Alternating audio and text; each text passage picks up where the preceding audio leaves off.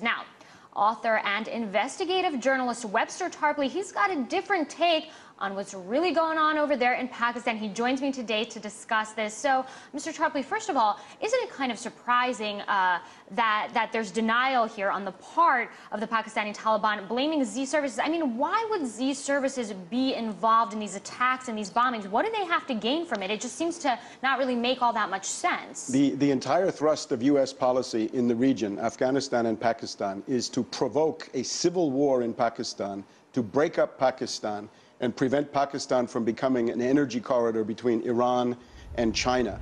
And I think this claim is actually quite plausible, that it was not the Taliban who set these bombs in the women's market, killing 108 women and children, 100 more wounded, but that this was quite possibly Blackwater.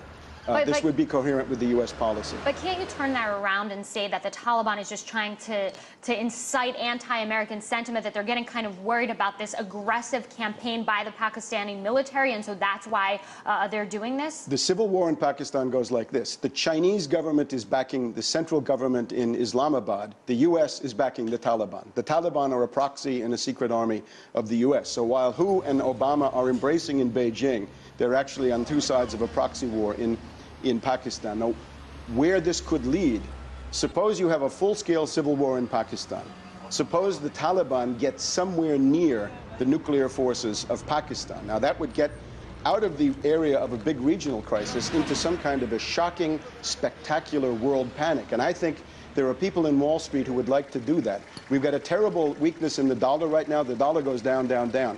Wall Street always thinks in moments like this, if you could get a real shock out in the world. So you're blaming Wall Street for being complicit in this? I mean, let's talk about the fact that a spokesperson from Z said that there are no concrete contractors in there, that they're just providing security for a U.S.-backed project, but they're not, they're not in there permanently. I mean, justify that, because you mentioned two different things. We're talking about a security firm, a private security firm, and Wall Street? Well, we're talking about entities which are honeycombed with CIA and U.S. intelligence community. So what does Wall Street have to gain from these blasts and these bombings and these casualties in Pakistan? Again, if it gets to a threshold of something really big, they get a worldwide fear and a worldwide flight into the dollar. Now, let's also remember, Pakistan is not far from the Straits of Hormuz. Why would they want people to fear the dollar if they're making money on Wall Street? The fear is to be frightened about what's going on in the world and go for the safe haven of the dollar, which Wall Street believes would still hold up in the current situation. What is that, the safe haven of the dollar? The safe haven is that all the hot money in the world, under conditions of worldwide panic, might very well flee back into the dollar,